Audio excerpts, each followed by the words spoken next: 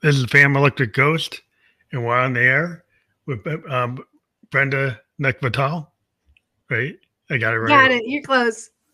I always get it wrong. We're good. No But one gets it yeah, right. you have the yobrenda.com, which is below, so you can click on that, and that will be fully clickable when we're published on all the platforms. We're live on Facebook, YouTube, and Twitch right now. And want to thank you for being a guest on the podcast. How you doing tonight? Oh, thank you so much for having me. I'm doing really well, thanks. How are you? Doing pretty good. We're here in the great state of New Hampshire, so Ah, it's always fun. We get to talk to people from all over the world, but we're in yep. New Hampshire. A couple of things we always ask anybody who's on the podcast before we get into talking about your story is what motivates you and why do you do what you do? Oh man. What motivates me? It motivates me. So what I do is I actually help leaders kind of slice through the drama and help them level up their teams so then that way they can reach new levels of success. I love doing that. I love helping people cut through a lot of the people issues that leaders experience. It's something that I'm innately good at. I have this thing where I can find patterns. Like I'm one of those weirdos that can stand next to an engine and I can listen to it and tell you that the timing is off. And that's not an easy thing to do, right? That's not normal. So I just have this gift and this ability to though we all have gifts. We all have something innately that we do, and that happens to be mine.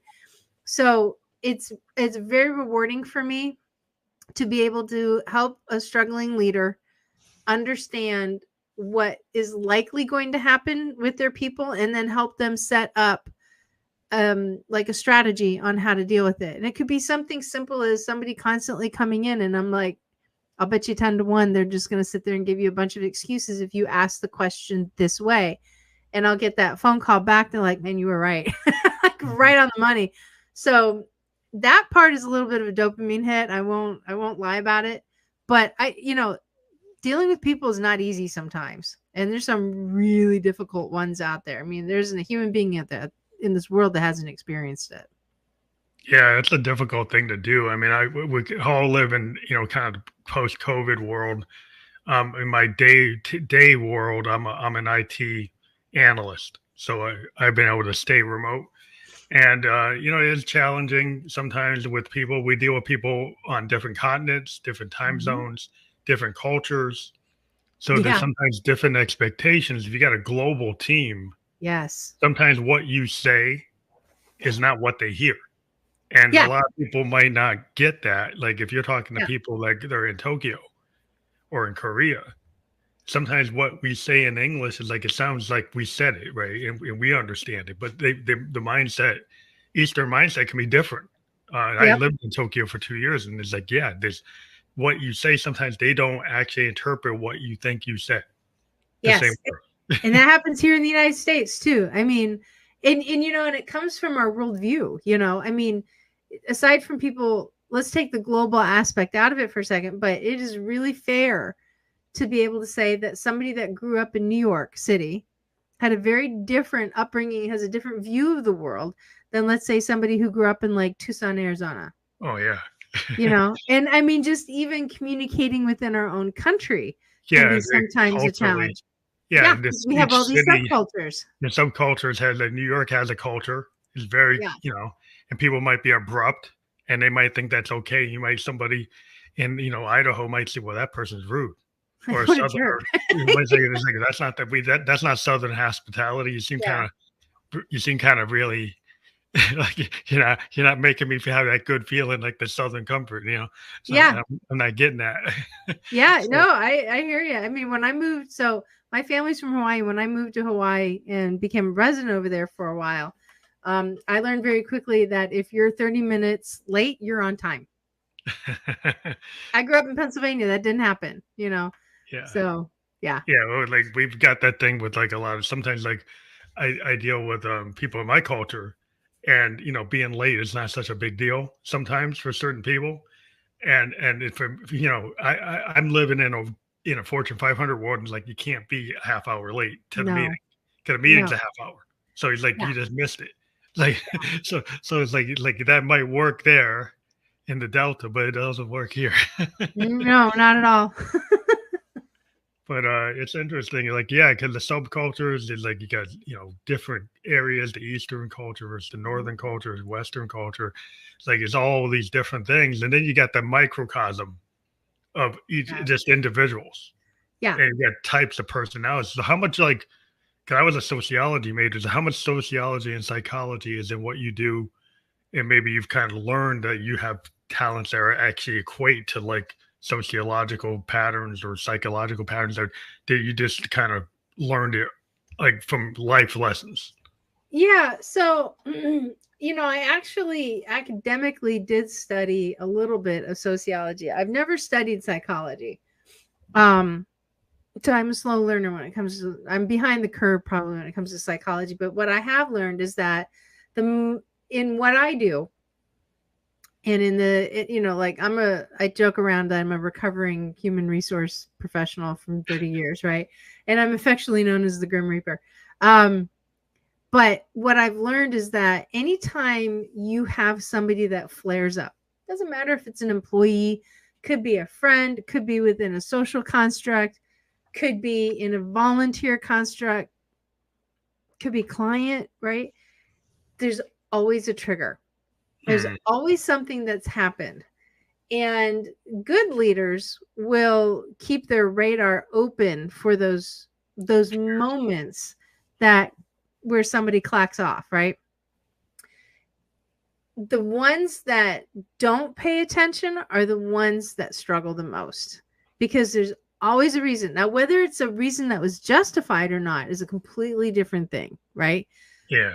But when somebody does a hard left on you, something has happened somewhere. And if you don't figure that out, you know that there's going to be a consistent disturbance in the force like all the Yeah. time. It's gonna this thing they to get rid of all the harmony is like disharmony. Like I'm a musician, Yeah. it's like you're looking for well then now there's discordance when I wanted harmony. If something's Yes. out of tune, it's out of it's off key, it's Yes. out of sync, it's not on the tempo, it's not on the beat. You can hear it, you know it. Like it's You like as got soon as I hear it, like it's supposed to be 3/4, you're not doing 3/4. Yeah, What it's like you've got that gray cloud following you everywhere you go, and you don't really know what it is. Mhm. We That's gotta have because that yeah, you situational misunderstood. awareness, I guess, Yeah. to pick up on it because like if you're just somebody that likes to go on your plan, well that situation is not in your plan. So as soon as that happens, like well, how do you respond to something that wasn't on your radar? Yeah. And sometimes too is that you can tell that something might be a little off, but a lot of people will never ask about it. Hmm. They'll just chuck it off maybe to something else, or they don't know if they should ask about it. They don't think it's important enough to ask. I mean, there's like a litany of reasons why somebody wouldn't ask about it or inquire about it. And and that's one of the things that I've started teaching people how to do is like ask them, what's the most important thing that they want to see from this situation?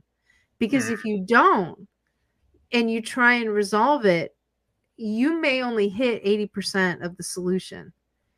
And that 20% is going to haunt you for the rest of your next engagement with them. They'll I have one of my very, very favorite mentors out there, and he says there are no justified resentments, but somebody can hang on to something for a long time and Yeah. think that they got chided or shortened and think that maybe it's not even their responsibility to bring it up. But if a leader sees something that's off and they don't ask ask the right kind of questions, because I believe that when you ask good questions, you get great answers. You get good answers. You ask bad questions, you're going to get bad answers. So if you don't know how to ask it, when to ask it, then you're missing an opportunity to have a really great open dialogue. You're in Fortune 500. You know how this goes, right? I've been in it too. When that one person withholds one piece of information that makes a difference into everything, and you're like, okay, why didn't we talk about this 6 months ago? Or 6 hours ago? or whatever it was, right? Because that could change the whole outcome. And now we have to kind of backtrack. We got to clean up. We got to, it's just like people don't think to ask and people don't think to speak. Well, it's always assumptions. Like assumptions always end up being the end of you because a lot of times like, you try to plan as much as you can, but like if people don't give you all the information, like the classic when what we deal with in IT is like when we're doing our JAD sessions, joint application development sessions, is like, okay, like we got to have the upstream and the downstream people there. So Yeah. we ask everybody, it's like, is everybody that needs to be in a room in the room? Yeah. Everybody says, yeah. Well, how could that be true? Because you know, you won't know if they're like there are people probably that aren't here that need to Yeah. be here, right? So because it's always somebody that's always left out, and then you get to the QA development, and suddenly it's like, oh, the guy in this department needs to be involved, and it's really core to what you just designed, and it's not there. And then Yeah. you're like, well, 6 months ago, how come nobody pointed Yes. out that he wasn't there? Well, because he wasn't there. Yes. Yes. And yeah. And, it's just a matter of working through those things. But, that's part of it. That's a big part of it. And, when you're building a high performing team, it's the good news is that high performing teams tend to really get dialed in on that stuff. Like, they are not afraid to step back and say, well, what about this? And what about this before they move forward? Mm-hmm. And I'll give you an example. One of my favorite examples to talk about this is if you look at the mission that took place with SEAL Team 6 and when they took out Osama bin Laden, they literally locked themselves, and this is open source information, they locked themselves away in conference rooms for a long time. And I'm talking about weeks and months. And they sat down and hashed out everything. They asked, well, what about this? And what about this? Mm-hmm. Do we have this? What do we need about it? Like they came up with every potential contingency. They got to a point where they said, not 100, they said, I think we're good. And they got up to leave.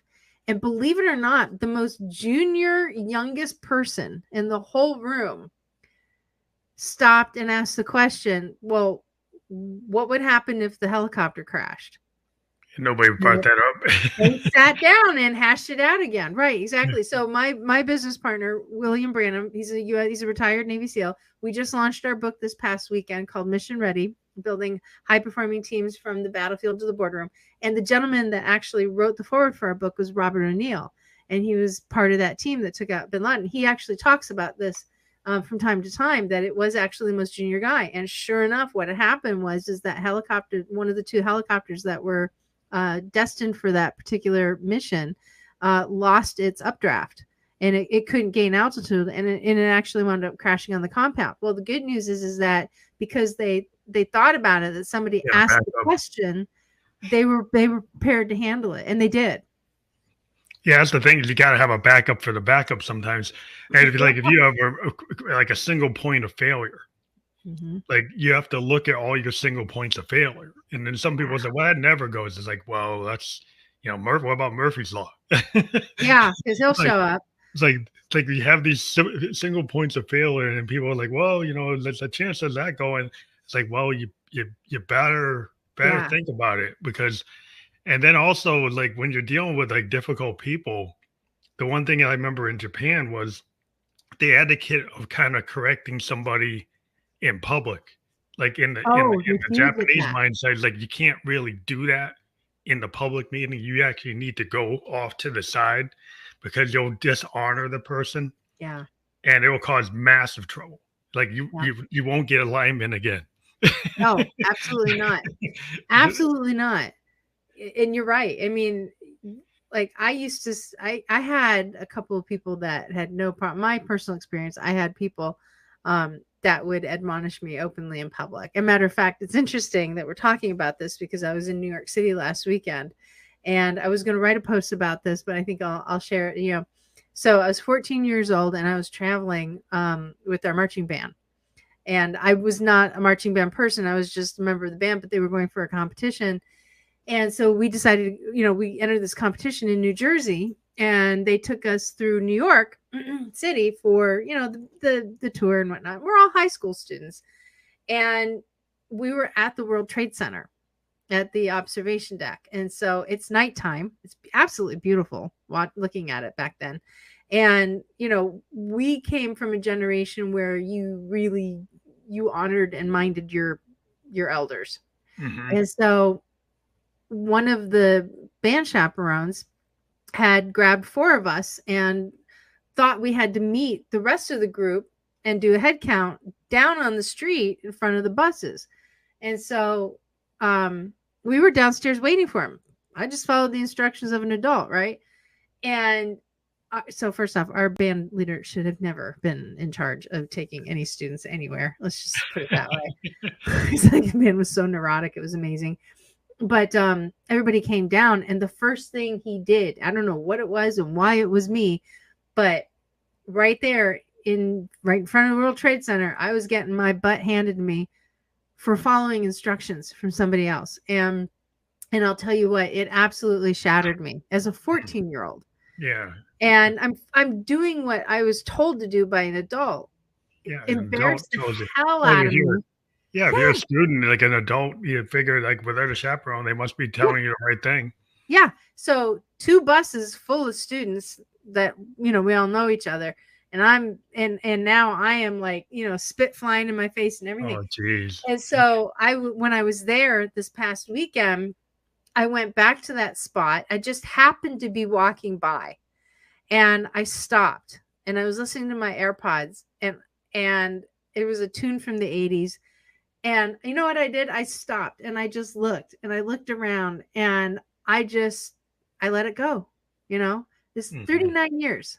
If you do the hold math. on to things. Yeah. I mean, people don't realize how significant, certain behavior is. Like people don't understand, like, oh, words don't mean anything. Yeah. The words actually, a lot. especially if you're young, it was like you can imprint, and then it can cause like this like pattern, and you can be stuck into like, you could be in the idea imposter syndrome because somebody said, oh, you're not good enough, or they really were really harsh, right? And you took it, get based on your level of maturity, you took it to heart, where you take it and it's like, oh, well, I'm not good enough, or I made a big mistake.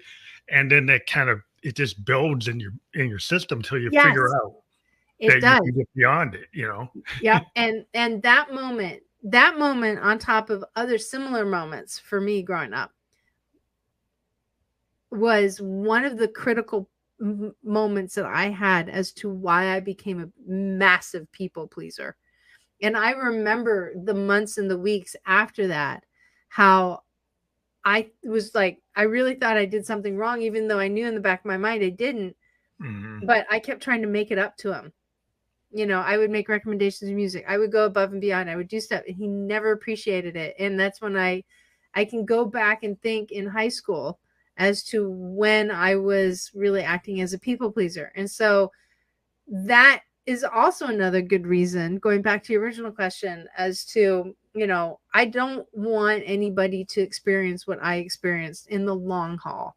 Mm-hmm. And it absolutely crushed me. And it's kind of interesting that all this kind of came up because I was with Will this past weekend. We launched our book, and he was swimming in the Hudson doing a Navy SEAL swim fundraiser. And I told him about it. And he goes, did you really? I said, yeah. I said, that was like so I stood there in that spot, the very same spot 39 years ago. I had my ass handed to me. And just remember, like I said, there are no justified resentments. So, you have to forgive and forgive and forgive again. And this time I let it go. Yeah. Yeah. But it's hard to do because a lot of times it's like, you got to shake it off. You got to figure out how to learn. But sometimes it's like, there could be something that you haven't dealt with. Like if you haven't dealt with the underlying like issues that trigger or cause you to be in that feeling, like you don't have that kind of positive mindset, right? Because you get stuck in a loop, and sometimes you can get stuck in these bad loops. Yep. And like you figure like, well, how am I going to get out of it? Yeah. And you have to have like tutors and mentors and coaches that to understand, and you have to talk about it. Like a lot of times people don't ever reveal these things, right? Yep. And the boss, well, like if you're in a workplace, if you never tell the boss why you're having such a bad day, why you're being such a like prickly, why you're being so prickly today, well, like, how are they gonna know? That's a It's good way like, of putting oh, it. it's nothing. It's like nothing. It's like, well, it's Yeah. obviously something. Yeah. If you Yeah. tell me it's nothing, then I definitely key on that. Yeah, it is something. Yeah. Yeah. And it's just like, and if somebody is just, in a ripping bad mood, which just sometimes happens, we wake up on the wrong side of the bed and just there's something going on in our brains, and if somebody's not willing to ante up what it is, that's fine, but you as a leader have to say, okay, listen, I know you're having a rough day. Totally get it. Been there myself, but I really need you to dial in. Can you do that for me today? Mm-hmm. Can you find a way to separate your brain and use work as a distraction and then just like get after it? Yep. Yeah, you have to just recognize, like, and sometimes there might be that somebody needs to step away because they're gonna actually do more damage if they don't, right? Oh yeah. And so it's like sometimes it's like, okay, what are my key person? But if they're not on the game, it's like, when you have to make a choice as a coach, it's like, is this guy gonna stay in or is he Yeah. not gonna stay in? And like based on what he's doing, he's probably not staying in right now. And he's not staying in very well. Yeah, on top of it. And it's hard to do because it's like, oh well, he normally does it. Like, but what's he doing now? What's he doing right now? Right. Yeah. And so that's kind of hard because sometimes you do it based on past performance, and you maybe give somebody like too many breaks Yeah. without actually figuring out. It's like maybe you need to set them aside and find out what's going on until again. But if you wait till it goes to critical mass, well, then you didn't really. Then it seems very abrupt, right? So it's like Yep. you have to have different strategies for different people because not everybody's the same. So I mean, are there certain like archetypes that you look for? Um well, so not really. I mean, the hardest ones to deal with though, honestly, are narcissists. Mm, And there are ways that you can deal with a narcissist. What you were talking about when something gets to critical mass. I had this one woman that I used to work with, and it always seemed to me that the rules of engagement always seemed to change. And she was an individual that she was a self-admitted control freak. I mean, she would mm, be the first one to tell you, like, yep, get used to it. This is who I am. Like, okay, that's not going to go over very well. But there was one time where whatever was going on in her mind about me, about what was going on, it got so bad that we all stepped into a meeting to kind of try and sort some things out. And she lost it. I mean, absolutely lost control. So much so that my boss stopped the meeting, pulled her into his office, and you could literally hear her yelling through the walls and the window and the doors. yeah, that's not. And we were all just, yeah, we were all just kind of like, whoa. And I'm like, man, I don't think I have ever gotten under somebody's skin like that inadvertently before. Holy, and it wasn't so much me, but it was the stories of, what was coming up for her in her brain. Right. Yeah, the trigger. Like some people get that trigger, and it's kind of like the road rage thing. It's like you Yeah. might not know what was going on. Yeah. And it seems like it comes out of the blue, but there's like a lot of things that were building up, Yeah. and then suddenly like it looks like it comes out of nowhere, but it's like it usually nothing ever comes usually out of nowhere. There's usually a story behind it. And it's more often than not that the reason why somebody goes sideways like that is because there's some expectations there that haven't been met. Like, we all have expectations. That's the thing. And if we are controlled by our expectations, then we're not going to have really great relationships at work. It's just, or anywhere for that matter. Mhm. If your expectation is X, Y, and Z of me, and I don't produce that, then it's not an alignment at all. And so what's going to happen is either the person that is expecting something of me is going to start, building resentment. Their preferences in life are going to take over. But if you guys have mutual principles about things, then you're operating on the same frequency. And so if somebody is like, well, you're doing this and you're doing this and you're doing this and this is always wrong, and it's like, well, did you ever tell them that? Like, no, they should just know. And I'm like, well, how would they know? How is anybody gonna know? How Yeah, are they like, going to know? that's It's the like, problem. Like yeah, the it's just, expectations, like even in a marriage, like you yes, could have like your wife expects you to do X, but she never tells you, or your yeah, husband never tells you, right? And then they get mad, and they're mad all week, and it's like, oh, you were supposed to do that. So like, I don't know, I forgot. But yeah. it's like it blows up, and it suddenly blows up. And it's like, but you didn't tell me. It's like, well, you should have known. It's like, well, how am I going to know if you don't How would talk? I know that? Yeah. How would I possibly know that? It's like, parents, it's like you want your children to like just look at the dishwasher. The dishwasher is a great example. Everybody has this weird way. They all have their way of loading a dishwasher. And if it's not right, they go in and rearrange it, right? Yeah. Are your forks pointing up or down? And are the brotherhood of bowls hanging out together, right? And the thing is that once you start teaching your kid how to, load a dishwasher, you have to teach them what your preferred way is. If you don't, they're just going to jam that thing. They have to do it however they want. There's going to be all sorts of crud all over it. It's like, and then, the thing is like, if you don't like the outcome, don't blame the child for it. Right. So it's the same type of thing when you're communicating with folks and when you're actually leading a team. It's like, if you don't like the outcome because you haven't communicated what it is you expect, you don't hold your team accountable for that. You're responsible for that. Yeah, it's kind of like a lot of people didn't realize, you measure like the SAT scores of a class in high school, right, or the overall grade, and people say, well, the kids are not capable, but it's really that the teacher isn't capable, because if 90% of the kids are getting C's and only 10% of them are getting A's and B's, then that teacher is not good at communicating that lesson plan. But a lot of times they say, oh, the teacher's great because they got these top 10 kids in the top 10%. But that's not really, like, you got to start understanding, like, do you want everybody to be able to win, or you only want 10% of the team to win?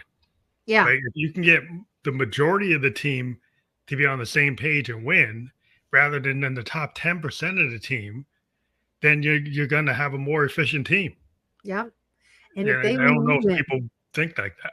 Yeah.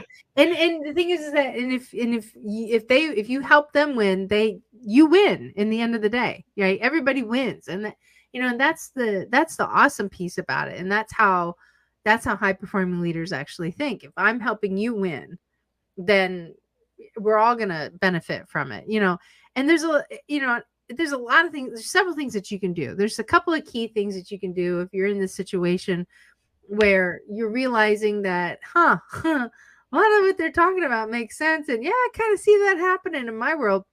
Is that one of the things that we have to get better at doing? So I already mentioned one, and that is ask good questions and you're going to get good answers, right? But we have to get to a point where we listen more and we talk less. We're in a world right now where everybody wants to be heard. And good leaders that get to the heart of big issues have figured out that if you listen more and you talk less, you're going to learn a lot more rather than verbally running over everybody. Yeah, because if you just have, like, you have a meeting, it's scheduled for an hour, and then the leader goes and makes it go an hour and 45 minutes, and they spent 70% of the time berating the whole team and not listening to any of the analysts or listening to any of the engineers, that's really not a recipe for success. Because it's like, okay, you're venting, you went over target for the meeting, and what did you accomplish other than kind of making everybody feel bad? Right? Versus, why don't you do a root cause analysis and figure out what's going wrong? Yeah. And ask people, the engineers and the people that experts, to tell you what's going on. Yeah. right? Okay. And then You find kind of sound solutions. like you're talking from experience there. You know? Yeah, well, yeah. I live in a world where like you either succeed on the project or Yeah. you don't. And a Yeah. lot of times it's based on the leadership. That Yep. it's either a leadership that values the people who know how to do the work, or has a top down micromanagement approach and doesn't value the people and think they can just exchange people. Yep. And when you have somebody that actually trusts their team and doesn't micromanage and listens, and lead is a leader when they need to be a leader. But you listen, and like listening is a core skill that I think a lot of people don't learn in business school. They don't learn wherever they need to learn it. Yeah, in life in general. Yeah, we're about instant gratification. It's interesting. You really kind of had me thinking about something that I've never really talked about before, but I think it's a good moment to talk about it. There's a lot of articles written about this, about trusting your team. I even talk about trusting your team. But here's the thing. You have to bring up a team that is also trustworthy, which means you have to put the right people in the right place. I used to trust my team a long time ago when I was getting my leadership stripes, way, way, way back. I would trust that my team would do the job. The problem is that I didn't have people in position that were trustworthy that I could do it, but I still trusted them. And what happened? Well, we failed, right? You can get And burnt. it wasn't right. And it wasn't until I started either holding people accountable and reminding them that, hey, listen, when you say you're going to do something and you don't do it, that's a problem. And by the way, it's not my problem to fix. Yeah. You own Not it. my integrity that's on the line here, Yeah. right? And when I started having those conversations with my team, things started to shift a little bit. I didn't get too hung up on, I don't like gossip, but I didn't target that stuff first, especially when I got a new team.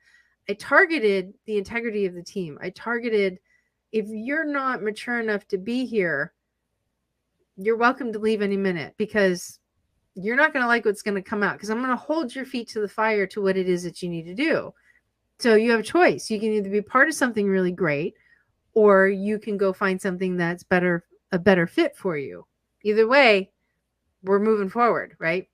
And so when I started having those types of conversations, what I started to find is that the more I was honest and the more I had those difficult conversations and the less I swept things under the carpet, because let's face it, we all do. We don't like always talking about the difficult, uncomfortable stuff. What happened is that as I was maturing as a leader, my team was maturing as a team. Yeah, I think a And lot. Yeah, it makes sense because yeah, if you treat people with respect and you actually have an honest conversation and you let people know what it is, right? yeah. And you let them know that like, yeah, I'm expecting your A game, right? I'm expecting you to do it, and if you don't feel like you're up to it, but if you Oh never no. if you don't give people that discussion, it's like if you come in knowing some people aren't up to it and you keep on sweeping it under the rug, you kind of got to right fit the job. Yeah. Like, why don't we take the guy that's really good at accounting and send him to accounting instead Yeah. of expecting him to do something that he actually can't do? Yeah. Right? Square peg in a round hole. Like Right. we get that all the time because like, oh, he got promoted. Well, he got promoted, but he's really the best at that. That he's Yeah. asked me at that. So why are you putting him here? Yeah. And it's like then that's I see that in the corporate world all the time. They promote people and they actually put them into the wrong place. Yeah. And that's the next way to go position to go to, but it's actually the wrong fit. And Yeah. then you're out of synergy. Yeah, you are. And that happens because like leaders will see a really good employee and they get promoted because they're a good employee, but they're good at what it is that they're doing. So there's this assumption that because they're good at what it is that they're doing, that they can now take on the new challenge and be a master at it. Well, first off, mastery takes time. And on top of it, if the person may have the skill set, that doesn't necessarily mean they could be as equally adaptable, because they're going through their own challenges. They're going through their own shift. You take on something new after you've see, this is the whole reason why people hate change, is because change interrupts mastery. Yeah. And it's uncomfortable when that happens. Like you feel good and comfortable do like, I know how to do this. I can do this with my eyes closed. This is awesome. I don't have to worry about it. And then all of a sudden change happens. It's like crap. Yeah. Now I have to do this. I don't know what I'm doing. I don't like this. It's uncomfortable. And then we have this conversation in our heads about it, right? But there are some people that actually don't transition well into something new. And or It might take longer than what you have. Like if your yeah. project doesn't have the leeway to Mhm. give them the opportunity to learn and get that mastery, then it's like a Yeah. bad fit. Like if you put somebody and say, okay, it's not mission critical that they get to 100%. They could be at 50%, Yep. It right? And yeah. still get it done. But sometimes they get put in a situation where they got to be like 90% and they can't get to 90%. Not in the time that you need them to. Yeah. And like my early retail years, I was I'm very mechanically inclined. I'm the fix it I get stuff done. That's what I do. And I get it done in an absurdly fast amount of time. Um, and so I was always put in the stores that needed help. Like this store is fledging, the store is failing. I knew how to turn that around. And we would go from like I took over one of my early years. I took over, it was a women's clothing store. The company doesn't even exist anymore. But I came into a mid-level store from a low-level store. So we have A, B, and C stores, and A stores made like 2 million plus a year. No, it was 3 million plus a year. B stores were like 2.5 ish, something like that. And then C stores were under 2 million. And so I was working in a C store and they put me into a broken B store that should have been reclassified as a C store, but it was just a matter of sales. So I came in, they put me in, and we fixed stuff. We fixed our processes. We started getting not the right people in place, but we got the right schedules in place, which made all the Mhm. difference in the world.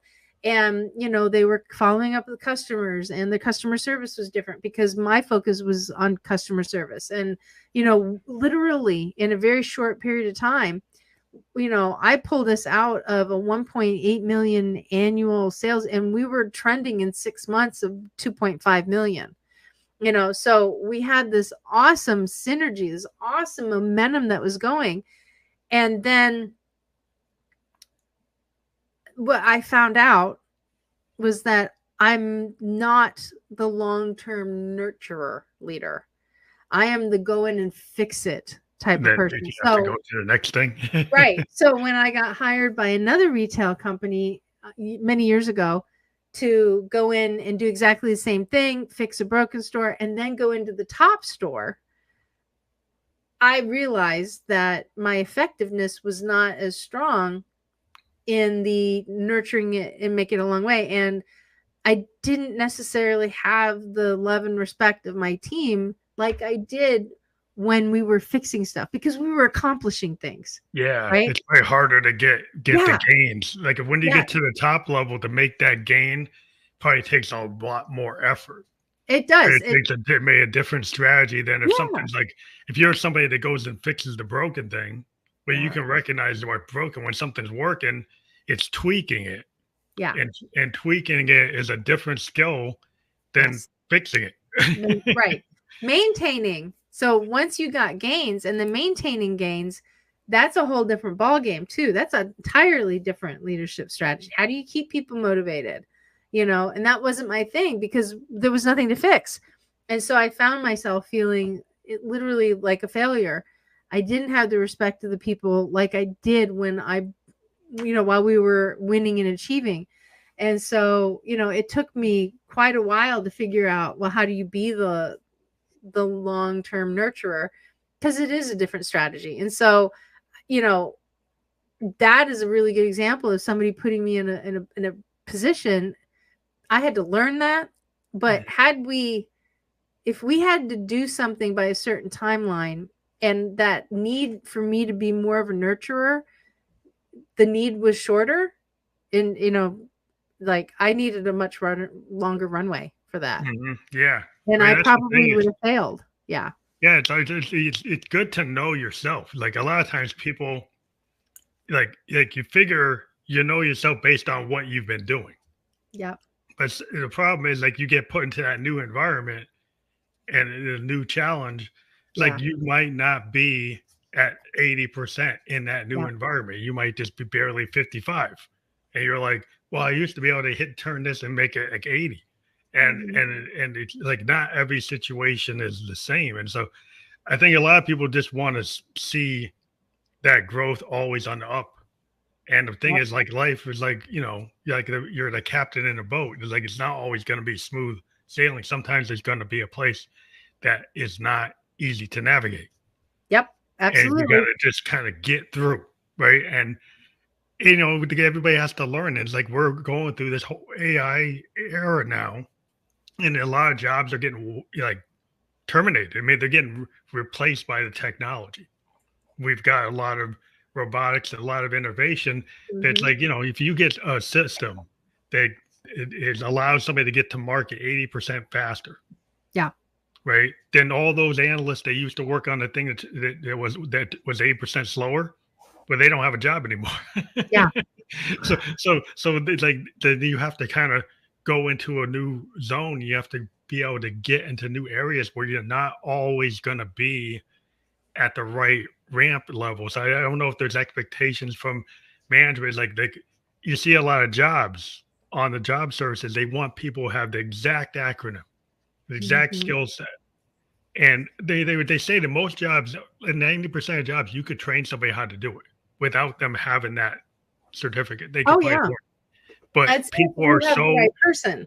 are so into just having the skill set. But if you look at somebody like, what if you had somebody that's traveled for 20 years, they've been international, they've been different, like jobs, they've been banking, they've been retail, they've been, science, they've been all over the place. Just because they don't have X qualification doesn't mean they couldn't do it.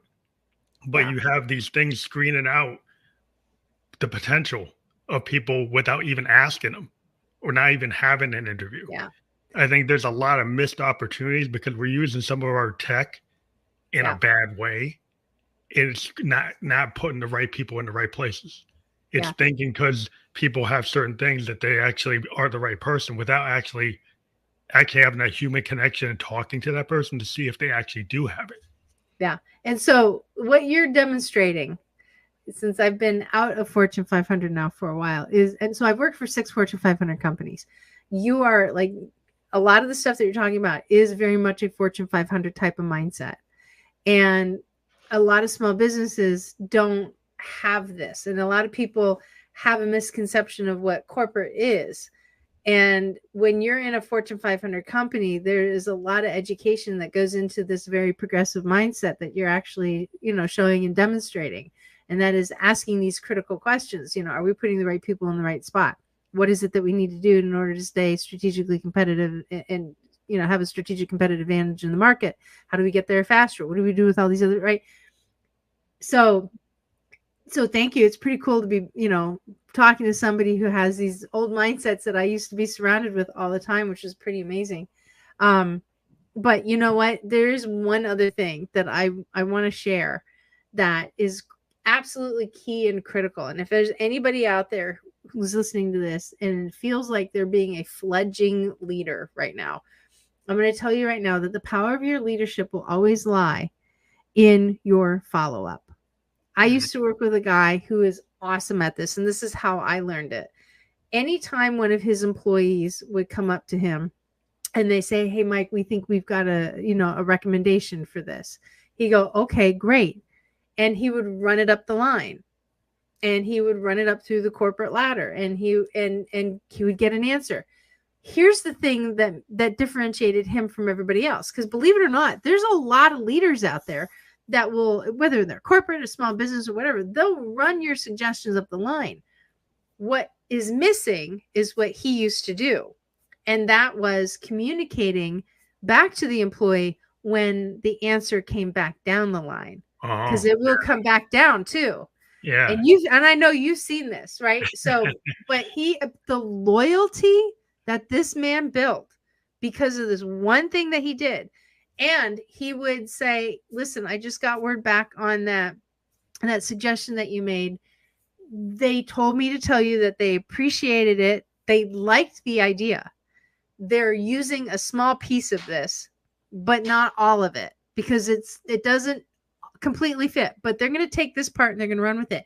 Do you know what that did to that one employee? It made him feel like $1 million. Yeah. And it was legit. It was honest. It was truthful. It was authentic. And if he had to come back and say, you know what, they like the suggestion, however, they don't have the time, the resources, the money, or whatever it was, right? They're going to go ahead and hang on to that for a little while. And when it seems like a good fit, they're going to reevaluate it.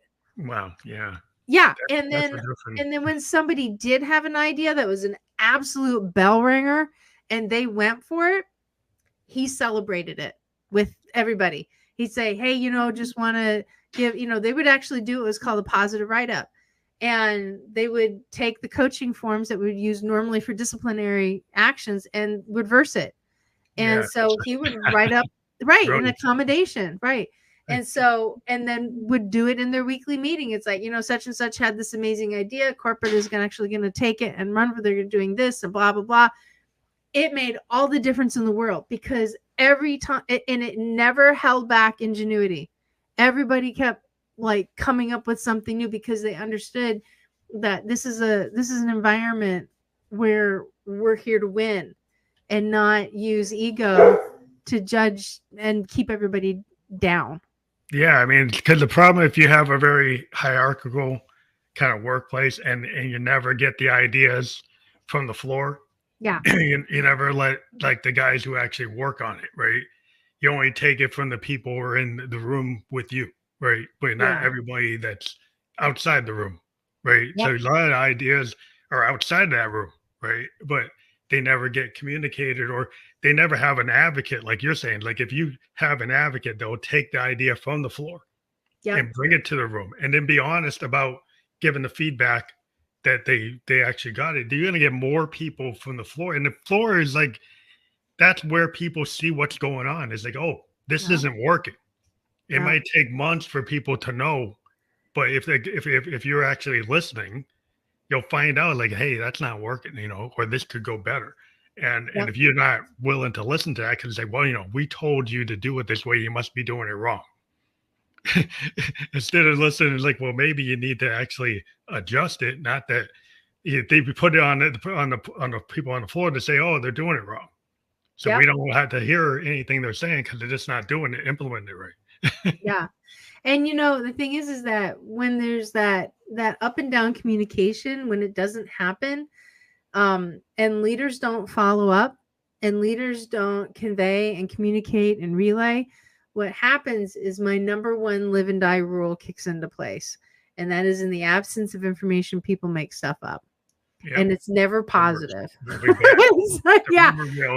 Yo, totally. And but the thing is that, humans, we don't like ambiguity. We don't, when we hear something and it leaves us hanging and we don't have like a solid story around it, we'll make one up because we have to fill in that blank. Yeah. Well, if you're feeling that it's like, well, management doesn't listen. Management, is closed-minded. They're not cutting edge. They're kind of like stuck in the past. That's going to get on the floor and everybody's going to say, well, there's no point in me doing it because if they're closed-minded, they're never going to take this. Yeah. I might as well just go to the other company down the street. Yeah. Because they're going to take it, right? Yeah. So you lose people. You wonder why you're losing people, why there's turnover, because you're not responsive, right? You're not connected. It's like if you have a custom shop where everybody's kind of artisan, you respect those artisans. Yeah. But if you get to like automation, because everybody's just a widget, a cog in the machine, then you don't respect it because I can just replace the cog. Or so if you have that mindset where everybody's actually like an artisan level, then you respect what they say. Yeah. or the people that do exit are the top talent, and the people that stay are the not your steady eddies. They're like so you lose your top talents and then you keep your toxic ones, right? Yeah. And so it all comes down to, one of the biggest things that I've seen when it comes to that number one live and die rule in the absence of information that people make stuff up is that for some reason, people seem to think that they know what other people think about them. And, if and I know you've heard this, It's like, well, such and such thinks that I'm this, blah, blah, blah. Well, did they say that? Well, no, but I know that's what they think. And it's like, how do you know what's in their head? You don't know you have no idea what's going on. You don't know if they had a flat tire on the way into work. You have no idea what their family dynamic is like. You have no idea. But our insecurities create this. And so it's this constant complexity. And here's the thing about when people make stuff up, people will look for reasons in the world to why something is. So if we have it in our mindset that nobody likes us, right? And we can literally go out and look for the evidence and find it to substantiate that. Right? Same thing. Yeah. Same thing at work. So if we think that somebody doesn't like us because they're not talking to us, where that person could just basically be an introvert and just be like completely done with the day, and they don't respond to you, you can go and look for that evidence and actually find it, but you're going to be wrong. Yeah. Because everybody has a different, they could have neurodivergence, or they could be, just the way that person is. They're not good at communicating. Right, and so they're not overtly friendly. They could be thinking mean they don't like you. Else. Yeah, they just like they're not like a people person.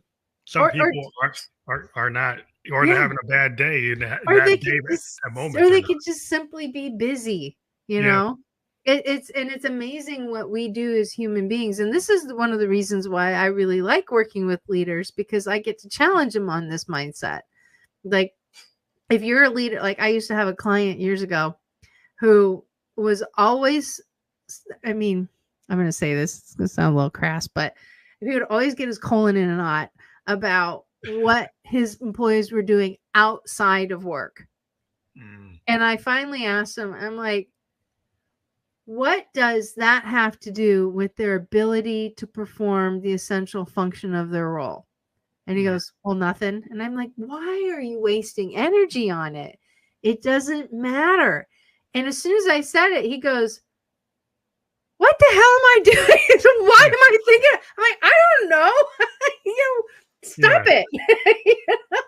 Yeah, because if you kind of set an expectation, right, for your employees, like, well, you guys can't be doing, like, you can't have a rock band, like, you can't have a employee rock band, because that's like not appropriate. Because my mind says I don't think it's appropriate, because you're wasting time. Because you could be doing what, but people need to blow off steam. Like what's the difference between somebody who's in a bar band with a bunch of guys, right, and guy who's playing rugby or something? They're just doing whatever they're doing to blow off steam. What's the problem? So they take a day off, and then you stalk them on Facebook. It's like, why are you doing that? They have PTO that they legitimately earned. Let them go take a day off. That's why they have it, right? Yeah. And it was just like, some people do that. They just start, nobody likes to be misled. I totally get that. And sometimes when employees want to take time off, they just don't come out and tell you the truth. They come up with an excuse because they don't want to deal with your response, or they don't want to be told no. So they'll say, well, I'm sick. And then, we see them on Instagram, posting stuff, right? That's the greatest thing to do. Right, exactly. They're at, at an Alanis Morissette concert or something that they bought. I'm taking PTO. The best thing is say, I'm taking PTO. It's not a sick day, just I'm taking the PTO. Right. You keep it kind of vague. Right. And then it's like, that's what it is. Right. But but people we forget. They want to, it's if I say I'm sick, then they're going to let me take it.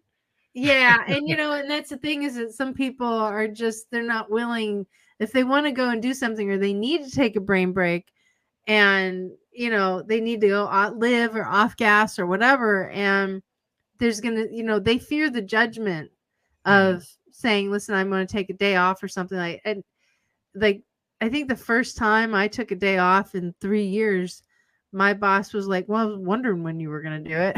I'm like, listen, I'm fried. And I called her up and I said, I'm fried. I'm brain fried. I need to take a mental break today. She goes, go for it, but, not, and again, that comes back down to that comment around maturity that I was telling you about. When you have a mature team and you have a team that you can trust because that's what you've nurtured and that's what you've developed, then if somebody says, well, I'm going to take a PTO day, there's no questioning as to what is going on. Nobody's feeling misled. Everybody's being upfront and open. And if you have a mature leader that says, okay, so you're doing this at a critical time for this particular project, can we renegotiate and have you take another day instead? And if you don't do that, and then you resent the person for taking the time off, that's on you. That's not on the person. I had worked with a team of engineers, and we were right in the middle of a critical launch. And we had one of them that had planned a vacation for months and told everybody about it. And he took his vacation. He didn't sacrifice his vacation during this launch because it kept getting, pushed to the right, pushed to the right, pushed to the right. And it's like he decided to show up for the main event and watch it from the sidelines. And he got seen, and his bosses were really ticked off about it. And I'm like, but you approved his time off. That's approved. You got to have it sometimes. Like that's the real problem. You have the key person dependency. You always want them there, and like sometimes like you're gonna burn them out, and so at some point you have to accept that they're human, right? And so they got to have some kind of rest. It's like any artist we know, like I can't just like rehearse. There's a point where you let it go as a musician, and you just trust that you know it, right? Yeah. And you take time. You like sometimes you don't do anything. Like you have to stop. If you're like athletes and musicians, they all know, but I think a lot of people who get stuck in, they're in a job, they don't realize you need that kind of downtime. And people get on the train, they think they just got to be on it all the time. It's like you have to, and the bosses need to understand it. Everybody needs to communicate it. Get off the train. Yeah. Sometimes you need that space. Yeah. And if you're the boss that's approving the time off, don't get upset when your people take the time off because you're the one approving it. That again, that's leadership, right? You're the one that allowed it, and if somebody's taking excess time and you don't say anything about it, and all you do is sit there and, get frustrated and kind of, a friend of mine says this, he says, sit in your poopy diaper about it. It's like, but you're the one that's allowing it to happen. And, and that's an immature mindset to have. And so you need to have levels of maturity when it comes to leadership, because if you don't, you're just kind of leader. And I've done all this stuff too. I mean, I'm not sitting here on a soapbox. I'm actually talking from my own personal experience. I've made every single mistake that I've talked about. And, but the thing is that you have to recognize it for what it is. You got to give yourself some grace. I mean, leadership is hard. It's lonely. If everybody, if it was easy, everybody would do it, right? We would be leading each other all over the place. And that's not the case. We need our leaders. But we're also coming into a new day and age where leadership isn't as what it once was. We've got two very different generations that leaders of, our experience and our time frame, we have to figure out how to work with this younger crowd that has a completely different view. Mindset. Right. We thought, and people are like, oh man, we thought millennials were a challenge. Z is even more of a challenge because they did not turn out how the generational studies actually predicted them to turn. They were predicting that they were going to be more like Gen X. That is not the case. Yeah. Far from it. Well, I know a lot of them are like, I know my daughter, she's like an entrepreneur, and I know a lot of people that they don't really want to work in the corporate structure. They do a lot of things. They're more like, entrepreneurial spirit, or they're willing to do things and not exactly follow the same path that was followed before. And their expectations of leadership and managers or management is a different mindset. Like a different, like not willing maybe to hold their tongue in the meeting. They're more willing to actually speak their mind, and then people's like, well, how where are they coming from? It's like, and they haven't had the life lessons yet to speak it well. And maybe they don't speak it the right way. We'll just put that pin in that one. But and that's where, And that's where this, our generation of leadership is like, listen, a lot of people will start losing their identity as a leader because they think they have to manage everybody differently. You manage everybody to the same expectations. Your approach is what's different. Mm-hmm. So, and that is a very big lesson that a lot of people haven't yet figured out. And I lost my identity as a leader not a while ago, when I found myself being a different version of a leader instead of being what the company needed, what my people needed, and just approaching everybody from the same expectation, but just a different avenue. So just a different avenue, right? So hold everybody the same expectations, and that's how you prevent, the perception of special favors and all that other stuff. Oh yeah. Favoritism and whatnot. Everybody's held to the same expectation, but it doesn't mean that I talk to somebody exactly the same way. The message is the same. The Yeah. approach is slightly different. Yeah, because everybody's an individual, and you start to, like I said, you read the room. Yeah. The situational awareness is very critical. But if people go to yobrenda.com, what do they find there? What do they connect to I'm glad you you with there? asked. I'm glad you asked that question. So I've talked about how I like to help leaders slice through that drama so that way they can scale and grow their team to new levels of success. If you connect with me at yobrenda.com, I'm going to give everybody who's a listener here a free gift. And it's a little class called Impact Scripts. And these are the actual words that you can use and say that are extremely effective, because let me tell you something, I have screwed them all up. And I have used these words for many, many, many years, these phrases that will help. And I give a lot of context as to how and when to use them and why they work and all sorts of stuff. So that is my gift to everybody listening. If they go to yobrenda.com, tell me, tell me when you sign in what it is that you heard today that, really resonated with you, and you get this free Impact Scripts course. That's awesome. Well, we do appreciate when guests have like that type of incentive, and I think that's really cool. And like I said before at the beginning of the podcast, that link will be fully clickable on all the platforms that we were just on: Facebook, YouTube, and Twitch. We're gonna be all the most of the platforms that where you can listen to or watch a podcast by tomorrow, like Apple and Spotify. And I do want to thank you for being a guest on the Family Electric Coach podcast. I do appreciate the time you took to talk to us today about all these ideas about leadership and communication. Well, thank you so much for having it on. I really liked our conversation. It was nice to be in a Fortune 500 friendly environment. I said again, somebody who gets it. That's cool. Yeah, I'm an artist, but I understand that side because like I'm not a starving artist. I work on the side. So I gotta have money to buy my keyboard. Your choice. So, all right. Thank you very much. Thank you.